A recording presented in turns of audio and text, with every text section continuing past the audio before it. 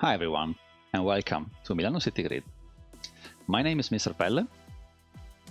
And I'm Drager. And today we are beyond excited as we were given the opportunity to share with you one of the cards from Netrunner upcoming set, Vantage Point. So, you might already have seen this in the video preview, so let's unveil the card for real and see what it brings. Okay. So, as we can see, this is a Shaper program and a Shaper program through and through. 2 memories, 0 cost, so 2 memories. That's a Shaper program for you. So, limit for hosted card. When you install this program and when your turn begins, you may host 1 card from your grip face down on this program to draw 1 card. If you trash it, you will shuffle all hosted card into your stack. So, first impression, 100% Shaper bullshit enabler. Is this a family show? Can I say bullshit? Can I say Shaper? Okay, I hope so. Yeah, this is definitely something that fits one of our styles, and is something that we have probably never seen this exact shape before. We've seen something close, maybe in other factions. What do you think, Drager? So the main thing is this is the first card that is giving Shaper draw quality, if you catch my drift. So we have a lot of cards that gives card quantity, so Ritual and Nuka mainly, but this is the first card that you can, let's say, choose what are you drawing and choose what are you not discarding but reshuffling into your deck. Yeah, exactly. So this is kind of a cycle effect in which you can exchange one of a card which is maybe not fit in that specific moment of the game with another card. Is something you can use for I don't know, exchanging duplicates, for example, of unique cards in your grip, or maybe store something which might be useful for later after a mulligan, or if you face, I don't know, like a damage deck or something like that, and you want to save one of your impactful events or program or any other type of cards for later. And it's definitely something you can also use in a like street peddler-esque way. So you can hide some cards from your opponent, and you can use them maybe during an impactful run or something like that, because you can trash this card by any other mean than its ability. All of those hosted cards will end in your heap, and this means you can bring them back into play with Simulchip or any other Shaper card or non-Shaper card for a surprise effect.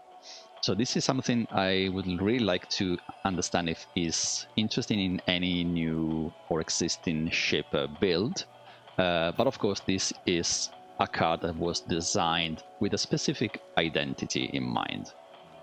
What do you think, Drager? I guess so, yes. It's a Dewi card through and through. Yes.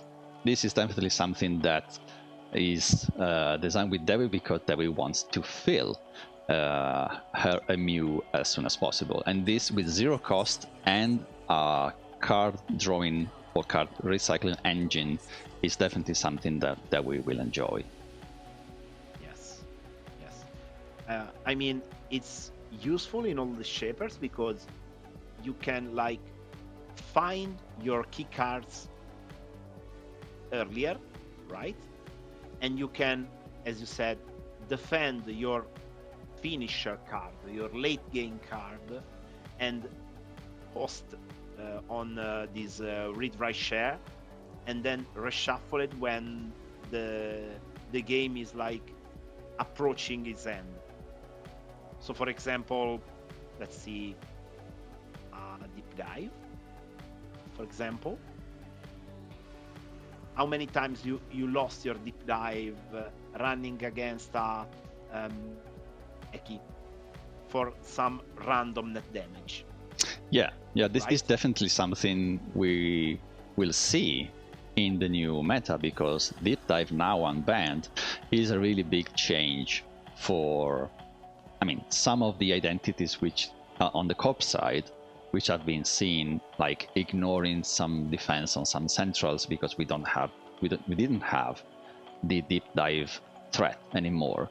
So yeah, although you have to find again your deep dive, if you shuffle that back, maybe you already have another copy in your hand and you don't need multiple copies of that in the specific moment.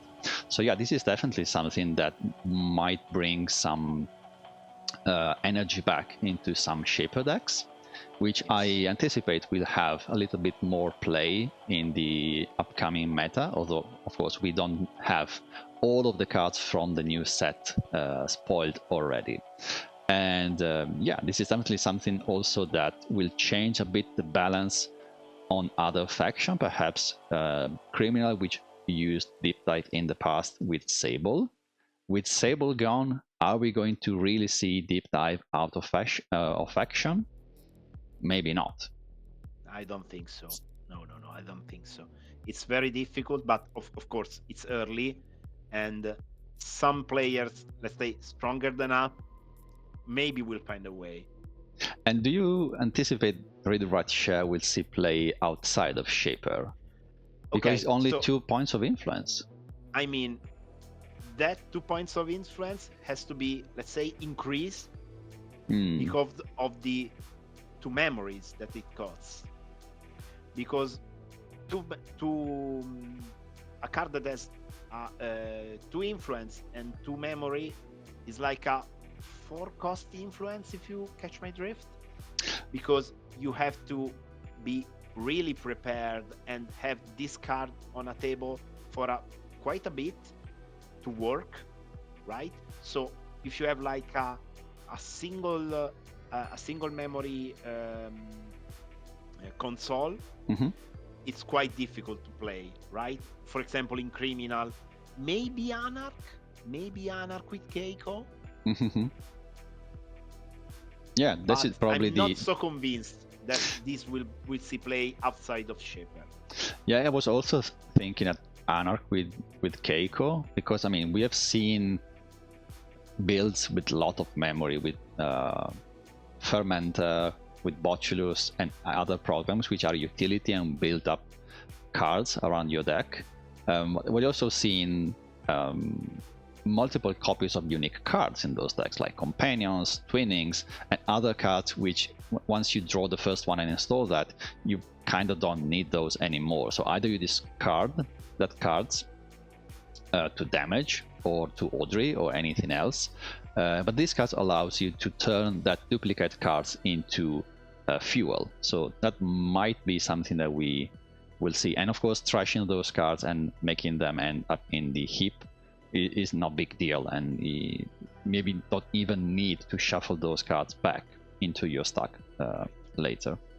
So yeah, this is definitely an enabler, something I would like to fiddle with, as I'm a Shaper enjoyer at core.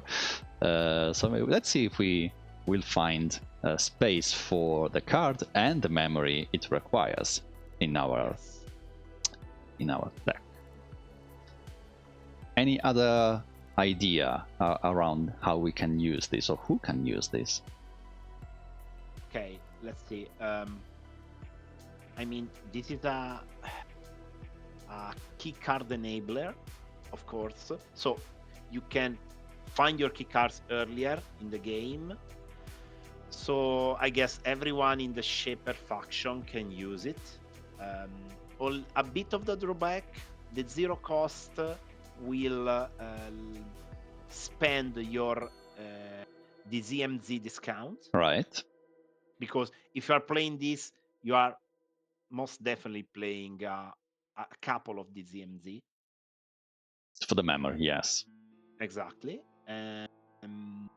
I guess Dewi, of course, is the prime target because she can pull her memory with this card, with a zero cost card, of course. And maybe she can, I don't know if that's the main use for this, but she can eat it with Knick-knack. with knick-knack, Mm-hmm. but it gives you 0 money. So Yeah, just another card. So just another card. maybe something you can do if you are on the flip side and you want to have some memory to spare. So you basically start a run, sell this yes. to Knick-knack, and have a successful run with some memory to spare. Mm-hmm. Exactly. Yeah, I would like to try this as a way to hide my breakers, for example, in a pseudo Madani way, so that I can symbol chip them back during a run. So like start this with a couple of breakers hidden in read-write share, and then trash it mid-run with any other tool, and bring them back with symbol chip whenever I need them. So like a surprise effect for some cheap ice, maybe. I don't know. This is something I definitely would like to try in some ways. I'm not that worried about 2 memory that much. I mean, we have seen many decks in the past playing self-modifying code and having to have that memory available. And most recently, Muse fetching any other type of program that is also 2MU. We have seen builds with Madani which has no MU benefit and having to rely on DZMZ again, as you mentioned. So MU is always like a tight constraint in I mean, all of the runner, to be fair. We have also ever seen just one identity with 1 MU more. Chaos Theory was like very, very special on that side. But all of the runner always had 4 memory to use. So they have to use them for really impactful cards, and this is definitely an enabler, not an impactful card of its own. Yes, you have to build around it. Yeah, I mean, it's just 3 turns, right? If you use that every turn because you install and you host, then your turn begins next turn and you host again, and you're already halfway through. And then in another couple of turns, this is full, and either you cycle it again with like trashing it and reinstalling, or you have to understand what you want to do with those cards. So it's not that like a persistent effect you can use during the whole game to cycle a card again and again and again, which makes sense. Likewise, this is not so useful, or I mean, so I mean, you can host it on a Muse, but it's 3 MU total.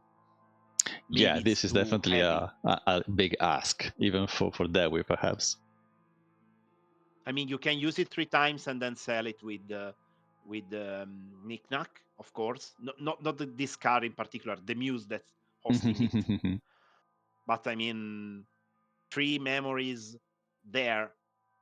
I mean, you play Lilypad and 2 or 3 DZMZ. More power to you. You can find the card with this, of course. Yeah, exactly. Yeah. But I don't know. Maybe it's a big ask. Yes. Cool. I think this is what we would like to share with you. Anything else on your mind, Drago? I guess we pretty much said everything that had to be said for now. Exactly. Yeah. We still have plenty of cards coming up, and of course, in the last day of the preview season, we're going to see the remaining cards. So we can't wait to use these cards, as every one of you is, in the upcoming meta after the new ban list becomes live, and all of Vantage Point is legal on very, very, very soon, March the 2nd. Yes. So thank you everyone for spending some time with us, and if you haven't already, subscribe to the channel, because maybe we have more info for you in the upcoming sets. We have a lot of content creator sharing cards and ideas and discussing all of this, because this is definitely an exciting time for the game, and it's beginning of the competitive season. So thank you again, everyone, and see you next time. Bye. Cheers.